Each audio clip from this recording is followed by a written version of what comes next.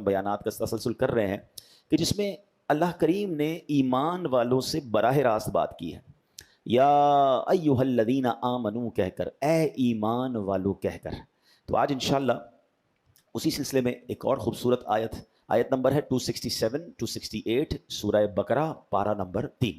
یا ایھا الذین آمنوا انفقوا من طیبات ما کسبتم ومما اخرجنا لکم من الارض ولا تيمموا الخبيث منه تنفقون ولستم بآخذيه إلا أن تغمضوا فيه واعلموا أن الله غني حميد الشيطان يعدكم الفقر ويأمركم بالفحشاء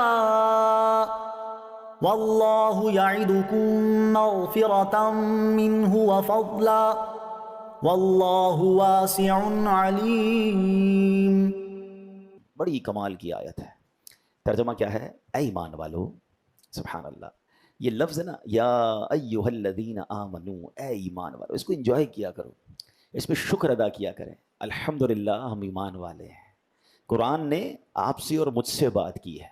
قرآن میں کئی مقامات پر کافروں سے بات کی گئی ہے، کئی مقامات پر یا ایھا الناس کہہ کر، اے لوگوں کہہ کر بات کی گئی ہے، مگر سبحان اللہ کم و بیش 89 یا 90 ٹائمز اللہ نے براہ راست آپ سے اور مجھ سے بات کی ہے۔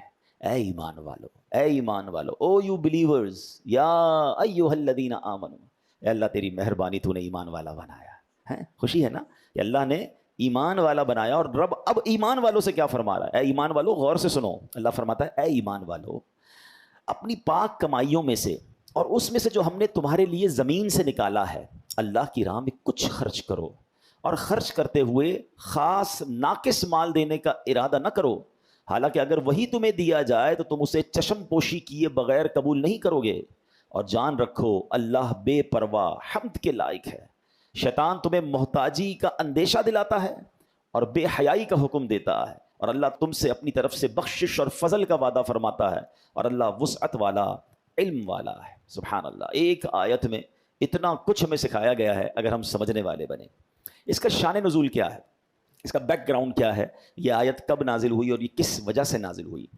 بعض لوگوں کے بارے میں آتا ہے کہ وہ صدقات میں، اللہ کی راہ میں خرچ کرنے میں خراب مال دیا کرتے تھے، گھٹیا مال دیا کرتے تھے، ان کے بارے میں یہ آیت نازل ہوئی اور فرمایا گیا کہ اللہ تعالیٰ کی راہ میں اپنا کمایا ہوا پاکیزہ اور صاف ستھرا مال دیا کرو، نیز زمین کی پیداوار سے بھی راہ خدا میں خرچ کیا کرو، اور اللہ تعالیٰ کی راہ میں ناقص، گھٹیا اور ردی مال نہ دیا کرو۔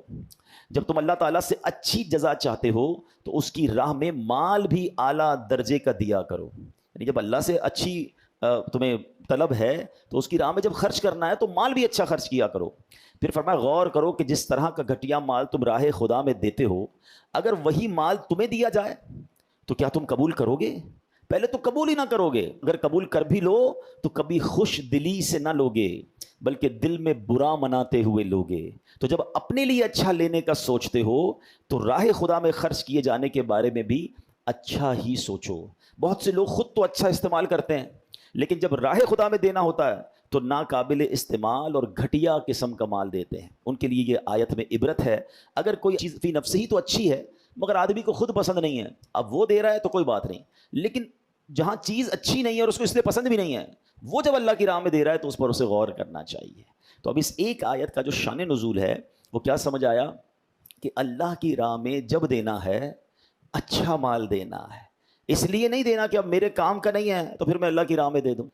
نارملی ہمارے یہاں یہی پرابلم ہے۔ یہ پہلے زمانے کے لوگوں کے لیے آیت نازل ہوئی، مگر آج کا زمانہ بھی دیکھیں تو اللہ کی راہ میں دینے کے لیے کون سا مال ہم دیتے ہیں؟ یار میرے لیے اب یہ کپڑے پرانے ہو گئے ہیں، پھٹنے لگے ہیں، چلو اللہ کی راہ میں دے دو۔ چپل ٹوٹ گئی ہے، چلو کسی غریب کو دے دو۔ کھانا بچ گیا ہے تو کسی مدرسے میں دے دیں۔ یعنی ہر وہ چیز جو میرے اور آپ کے کام کی نہیں ہے ہمیں وہ اللہ کی راہ میں دینے کا جی چاہتا ہے، یا اس میں بھی بعض اوقات لوگوں کا چاہتا ہے، کچھ لوگ تو وہ بھی نہیں دیتے۔ لیکن چلے یہ بھی جو دے رہے ہیں آپ خود سوچیں کہ ہم یہ کیا کر رہے ہیں۔ پھر قرآن نے بڑا زبردست اس میں ایک آیت میں جو جز ہے نا کہ ذرا غور کرو اگر یہ مال تمہیں دیا جائے، یعنی تھوڑی دیر کے لیے غور کریں کہ جو کھانا، جو کپڑے، جو بھی مال ہم اللہ کی راہ میں دے رہے ہیں، اللہ فرماتا ہے اگر وہ تمہیں دیا جائے تو تم قبول کر لو گے, تمہیں اچھا لگے گا. اچھا قبول کرو گے بھی تو دل سے قبول نہیں کرو گے. قرآن کیا کہتا ہے کہ اگر یہ مال تمہیں دیا جائے تو تم اسے چشم پوشی کیے بغیر قبول نہیں کرو گے, یعنی دل اچھا نہیں فیل کرے گا. یعنی ہم اللہ کی راہ میں وہ دے رہے ہیں جو مجھے اگر کوئی دے تو مجھے غصہ آ جائے. آپ سوچیں, اب ذرا امیجن کرتے جائیں, جتنے لوگ یہاں مجھے سن رہے ہیں, ہمارا دیا ہوا صدقے کا مال جس طرح کا ہم دیتے ہیں, مجھے کوئی دے تو مجھے کیسا لگے گا؟ کچھ لوگ جب یہ راشن وغیرہ بٹتے ہیں تو راشن بھی گھٹیا, بعض اوقات تو بیچارہ غریب آدمی گھر جا کے وہ راشن کھولتا تو کہتا ہے یہ کیسا راشن ہے, کیا خود کھاتے ہیں ایسا؟ غور کریں, تھوڑا دیں مگر کمال کا دیں, اچھا دیں. دیکھیں پہلے ایک بات سمجھیں, میرا اور آپ کا اللہ کی راہ میں خرچ کرنا اللہ کو تھوڑی پہنچتا ہے. کیا معاذ اللہ میرا کھانا میرے کپڑے اللہ کے پاس جاتے ہیں؟ ادھر دل دیکھا جاتا ہے, یہ بندے کی نیت کیسی ہے, مجھ سے محبت کتنی ہے, میری راہ میں خرچ کرنے کے لیے گھٹیا, بیکار, پھینکنے والا. اچھا اب بہت سارے لوگ کہہ رہے ہوں گے کہ یار ایسا تو نہیں ہے, ہم ایسا ہر کوئی تو نہیں کرتا. چلے میں آپ کو 2-3 ایگزامپل سے سمجھاتا ہوں. یعنی کھانے پینے کی چیزیں جب بھی بچیں گی, کپڑے جب بھی خراب ہوں گے, کبھی جرابیں پہن رہے ہیں اس پہ سوراخ ہو گیا تو بندہ کہے گا اب یہ تو کسی کام کے نہیں, کسی کو دے دو. میں نہیں کہتا وہ نہیں دینا چاہیے, وہ بھی دیں, آپ ظاہر کرنے سے بہتر ہے کسی کے کام آئیں گے, لیکن کبھی کبھی اچھا بھی تو دینا, دل سے دیں. اپنے لیے 4 چیزیں خریدی ہیں تو ایک اور خرید لیں کسی غریب مسلمان کے لیے, اپنے ہی رشتہ دار, اپنے ہی ملازمین میں سے کسی کو دے دیں. کبھی ایسا نہیں ہو سکتا کہ ہمارے گھر میں کھانا بنے تو اس سے پہلے کہ ہم کھائیں وہی کھانے میں سے اسی انداز کا کھانا نکال کر اپنے کسی ملازم, کسی پڑوسی, کسی رشتہ دار کو دے دیا جائے؟ ضروری ہے کہ پہلے میں کھا لوں پھر بچ جائے اور مجھے لگے کہ اب میں نہیں کھاؤں گا اور میرے کام کا نہیں ہے, اور اب میں کسی کو دوں؟ اس میں کتنا فرق ہے اور اس میں کتنا فرق ہے. کیسی دل سے دعا نکلے گی کسی کو اگر آپ ایسا دیں گے تو. اب ذرا غور کریں, صرف یہ کھانے پینے میں نہیں ہے, ایک عجیب سی جس کو کہتے ہیں نا راہ خدا میں جب بھی دینے کی بات آئے گی تو شیطان ہم سے ڈنڈی لگواتا ہے. اب مثال کے طور پر اگر جمعے میں یا کسی جگہ پر اعلان ہوا کہ جناب اللہ کی راہ میں خرچ کریں, بعضوں کا ڈبہ مسجد میں ہمارے سامنے آتا ہے یا جھولی وغیرہ آتی ہے. اب آپ غور کریں, ہمارے جیب میں 50-50 کے 2 نوٹ ہیں یا 100-100 کے 2 نوٹ ہیں یا 10 روپے کے 2 نوٹ ہیں, جس کی جیسی حیثیت. آج حضرت نے کہا کہ چلو سخاوت دکھاتے ہیں, آج مسجد کے چندے میں پیسے ڈالتے ہیں. ایک کڑک نوٹ ہے اور ایک پرانا نوٹ ہے. سچ بتائیں مسجد کے ڈبے میں لوگ کون سا نوٹ ڈالتے ہیں؟ حالانکہ 50 روپے کا پرانا نوٹ بھی 50 کا ہی ہے, نیا نوٹ بھی 50 کا ہی ہے, لیکن اللہ کی راہ میں دینا ہے نا, چلو یار یہ پرانا پھٹنے والا ہے نا, اس کو دے دو. یعنی آپ سوچیں کہ جب جب اللہ کی راہ میں دینا ہے ہمیں کیوں یہ اندر سے آواز آتی ہے کہ یار یہ جو کام کرنی ہے نا یہ والا دے دو. آپ نوٹ کو تو چھوڑیں, لوگوں کے بچے ہوتے ہیں نا, کسی کے 3-4 بچے ہیں, 5 بچے ہیں ماشاءاللہ, بندہ کہتا ہے یار میرا ایک بیٹا بڑا ہوشیار ہے, سارے جو ہے نا حساب کتاب میں بڑا پکا ہے, سبق بھی یاد کر لیتا ہے, یار اس کو تو ڈاکٹر بنائیں گے. اچھا دوسرا بچہ وہ گھر کے پل پرزے بھی ذرا ٹھیک کر لیتا ہے, بڑا ٹیکنیکل دماغ ہے, اس کو انجینئر بنائیں گے. تیسرا بچہ بہت شرارتی ہے, کوئی سبق یاد نہیں کرتا, تھوڑا سا چلنے میں بھی ٹیڑھا میڑھا چلتا ہے, معذور ٹائپ کا ہے, یار اس کو مدرسے میں دے دیں.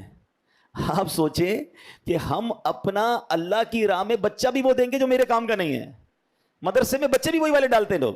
یعنی آپ سوچیں یار یہ کتنی بڑی بے وقوفی. اچھا بعض اوقات پھر ہم کہتے بھی نظر آتے ہیں کہ یار آج کل کے علماء اپ ٹو ڈیٹ نہیں ہیں, آج کل کے علماء معاشرے کے مطابق بات نہیں کرتے, ان کو جناب لوگوں کی سائیکی کا نہیں پتا. بھائی آپ نے بچے کون سے دیے مدرسے کو؟ دینا اپنے خاندان کا سب سے بہترین بچہ ہے ماشاء اللہ کہ بھائی یہ میرا بچہ سب سے بریلینٹ ہے, اس کو مفتی بناؤں گا, اس کو عالم بناؤں گا, ساری دنیا میں دین کا ڈنکا بجائے گا. مگر اللہ کی راہ میں بھی دینا ہے, بچہ بھی دینا ہے, اولاد بھی اگر دینی ہے تو جو میری بات نہیں مانتی. ہمارے پاس بھی آتے ہیں لوگ, میرا بیٹا جو ہے نا وہ بگڑ گیا ہے, تو نشئی ہو گیا ہے, تو بری صحبتوں میں ہو گیا, پلیز اس کو مدنی قافلے میں لے جائیں. بھائی اس صحبت سے پہلے مدنی قافلہ یاد نہیں آیا تھا؟ اگر پہلے ہی مدنی قافلے میں ڈال دیتے تو اس صحبت میں بھی نہ جاتا. جب بالکل بندہ ہار مان جاتا نا اپنے بچوں سے, پھر آتے ہیں ہمارے پاس, حضرت کچھ کریں, کسی طرح مدرسے میں لگا دیں, قافلے میں. ٹھیک ہے ہم تو اس کو بھی لے جائیں گے, ہم منع نہیں کرتے, ہمارا کام ہی یہی ہے.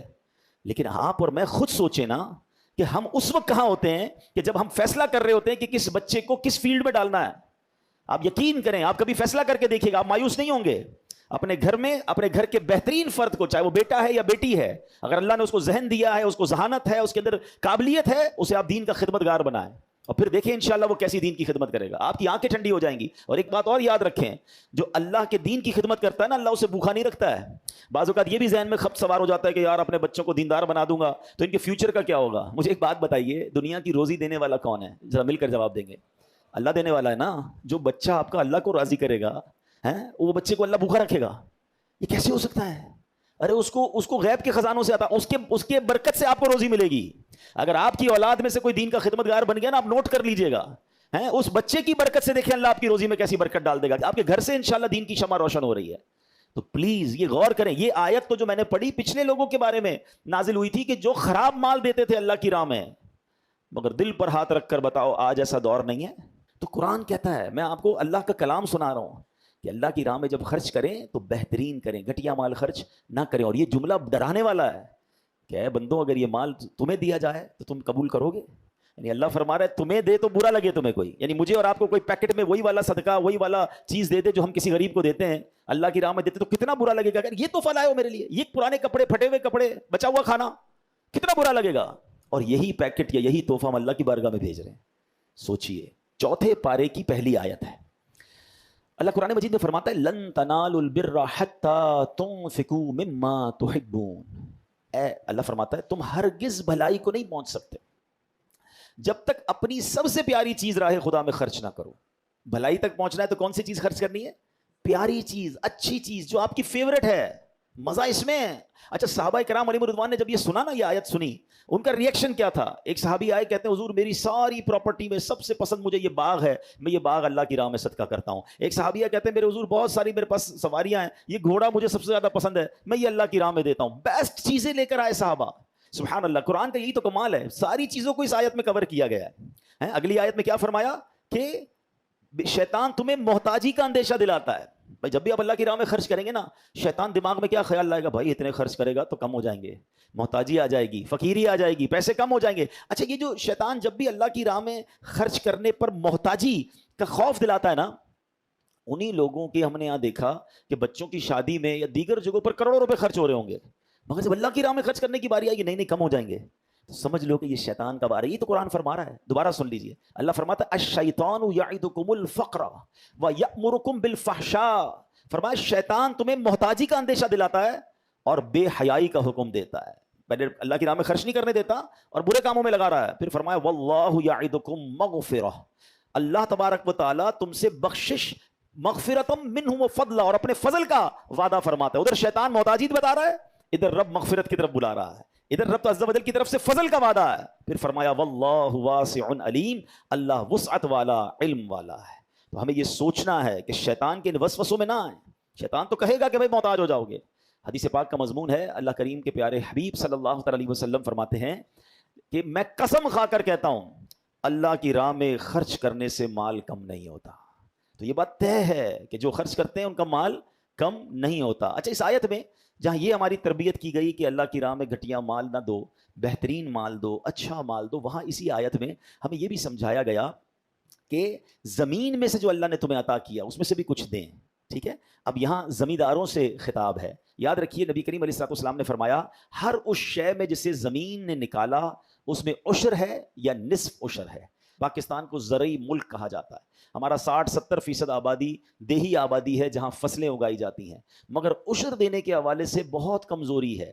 یاد رکھیے زکوٰۃ کے تو کئی سارے طریقہ کار بھی ہیں اور اس کی شرائط بھی ہیں کہ مال بھی ہو، سال پورا بھی ہو گیا ہو، صاحب نصاب بھی ہو، قرضہ وغیرہ بھی مائنس ہوگا، پوری تفصیل ہے نا. اس کے بعد جا کر زکوٰۃ ہے، وہ بھی 2.5%.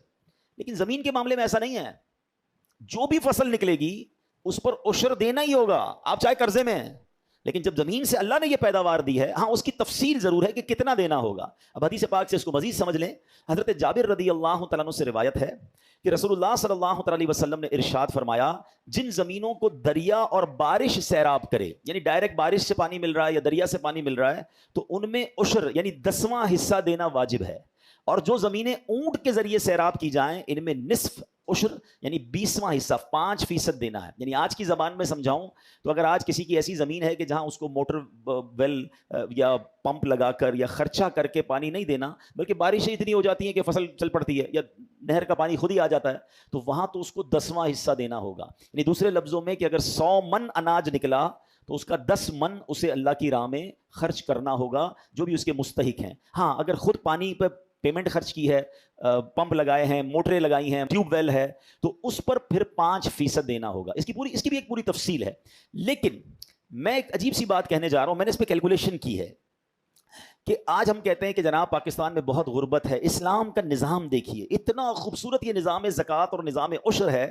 اگر صرف ہم اس کو فالو کر لیں، حضرت عمر بن عبدالعزیز رضی اللہ تعالیٰ عنہ ایک عظیم شخصیت گزرے ہیں، آپ نے صرف 2.5 سال حکومت کی تھی. ٹھیک ہے، بہت بڑے ایریا پر. اور آپ کے دور میں بتایا جاتا ہے کہ ایک وقت ایسا آ گیا، ایسا نظام عدل قائم کیا کہ لوگ زکوٰۃ لے کر نکلتے تھے مگر زکوٰۃ لینے والا کوئی نہیں ہوتا تھا. ایسا وقت مسلمانوں نے دیکھا ہے. آپ یقین کریں گے میری اپنی کیلکولیشن یہ ہے کہ پاکستان میں اس وقت یہ وقت آ چکا ہے کہ واقعی اگر جس کے اوپر جتنی زکوٰۃ بنتی ہے، ٹھیک ہے، جو مالدار ہیں، بزنس مین ہیں یا دیگر پیسے والے، وہ اور بالخصوص سارے کسان، سارے زمیندار اپنا عشر ادا کر دیں اور زکوٰۃ والے زکوٰۃ ادا کر دیں. آپ کو سورس لگانی پڑے گی کہ یار مجھے کوئی زکوٰۃ لینے والا تو بتاؤ، پیسے پڑے ہوئے ہیں کہاں دوں زکوٰۃ. زکوٰۃ نہیں دے رہے لوگ، اور زکوٰۃ سے زیادہ عشر نہیں دے رہے.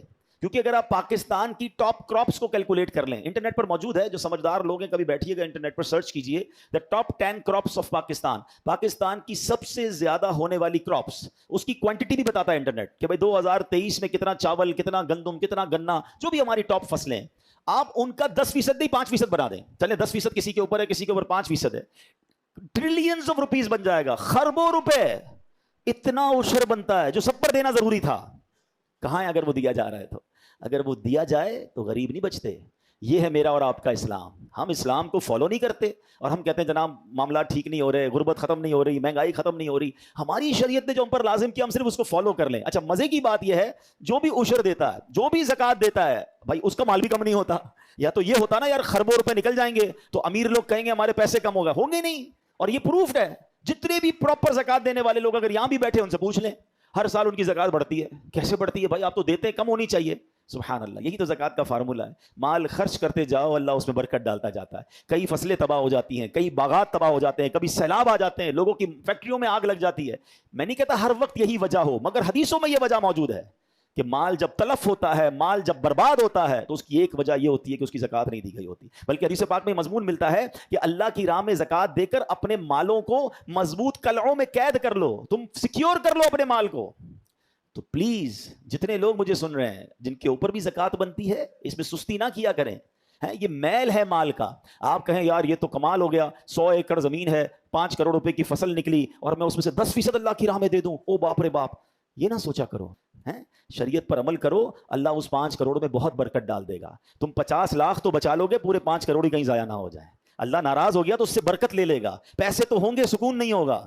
تو یہ قرآن کی یہ آیت ان زمینداروں کو بھی بتا رہی ہے کہ جو زمین سے نکلتا ہے اس کا بھی حق ادا کیا جائے. تو کاش یہ باتیں ہمیں سمجھ آ جائیں کہ قرآن کے اس حکم پر ہم نے عمل کرنا ہے کہ پہلے تو اللہ کی راہ میں بہترین دینا ہے، گھٹیا نہیں دینا ہے. ٹھیک ہے. نمبر 2 پورا دینا ہے اور ڈرنا نہیں ہے. قرآن نے کہہ دیا شیطان تمہیں محتاجی کا خوف دلائے گا، شیطان تمہیں محتاجی کے لیے تمہیں وسوسے ڈالے گا. ہمیں شیطان کے وسوسوں میں نہیں آنا ہے. اور بہرحال میرے پیارے اسلامی بھائیوں، ایک اور بات سمجھنی ہے کہ ان تمام چیزوں میں جو مال کے معاملات ہیں اس میں صرف حلال کمانا ہے. حرام روزی کو آپ نے شامل کیا، آپ کی ساری برکت چلی جانی ہے، دعائیں قبول نہیں ہونی ہیں، مشکلوں میں اضافہ ہو جانا ہے. پیسوں میں تو اضافہ ہو جائے گا، شاید اکاؤنٹ میں پیسے بھی آپ کو زیادہ نظر آئیں گے، 2-4 گاڑیاں بھی زیادہ نظر آئیں گی، مگر بلیو کریں آپ کی مشکلوں میں اضافہ ہو جائے گا، آپ کی ٹینشنوں میں اضافہ ہو جائے گا. ہمیں کیا کرنا ہے اس پیسے کو جو ہمیں سکون سے سونے نہ دے. اچھا یہاں سکون مل بھی گیا اور اگر آخرت میں مار پڑنی ہے تو کہاں جائیں گے؟ قرآن میں رب فرماتا ہے یا ایھا الذین آمنوا کلوا من طیبات ما رزقناکم واشکروا للہ ان کنتم ایاہ تعبدون. اللہ فرماتا ہے اے ایمان والو، ہماری دی ہوئی ستھری چیزیں کھاؤ اور اللہ کا شکر ادا کرو اگر تم اسی کی عبادت کرتے ہو. اصل میں پرابلم کیا ہے؟ شیطان پھر دل میں یہ بات ڈال دیتا ہے کہ یار ٹھیک ہے میں تھوڑی بہت ڈنڈی مارتا ہوں، حرام کماتا ہوں، جھوٹ بولتا ہوں، یا سود کا کام یا ملاوٹ کا کام کرتا ہوں، میں اس کے بعد صدقہ بھی تو دیتا ہوں، میں مسجد میں بھی دے دیتا ہوں، میں غریب کی شادی بھی کرا دیتا ہوں. تو یہ لیول ہو جاتا ہے جہاں میں نے غلط کمایا اب اللہ کی راہ میں خرچ بھی کر لیا. یہ بہت بڑا شیطان کا وار ہے. آخری بات سن لیجئے، حدیث پاک میں آتا ہے اے لوگو اللہ پاک ہے اور وہ پاک چیز کے سوا اور کسی چیز کو قبول نہیں کرتا، اور اللہ تعالیٰ نے مسلمانوں کو وہی حکم دیا ہے جو رسولوں کو حکم دیا تھا. تو اے میرے پیارے اسلامی بھائیوں، یہ یاد رکھیے اللہ پاک ہے اور پاک ہی قبول کرتا ہے. یہ بھول ہے کہ میں حرام کما کر صدقہ کروں گا تو قبول ہو جائے گا. کبھی کسی نے اللہ کی بارگاہ میں ناپاک تحفہ بھیجو گے تو کیا وہ قبول ہوگا؟ وہ نہیں قبول ہوگا. آپ حلال کمائیں اور حلال کمائی سے صدقہ و خیرات کریں، اچھے کاموں میں خرچ کریں، پھر ملٹیپلیکیشن دیکھیے گا. تو بہرحال آج جو قرآن پاک کی سورہ بقرہ کی 2 آیتیں ہم نے پڑھی، ہم نے سمجھی، اس میں خوبصورت پیغام تھا کہ اے ایمان والو، اللہ کی راہ میں بہترین مال خرچ کرنا ہے، شیطان کے وسوسوں میں نہیں آنا، زمیندار اپنا عشر پورا ادا کریں اور گھٹیا مال خرچ نہ کریں اور محتاجی کا خوف دل سے نکال دیں. اللہ پاک ہمیں فقط رزق حلال عطا فرمائے. آمین بجاہ النبی الامین صلی اللہ علیہ وسلم.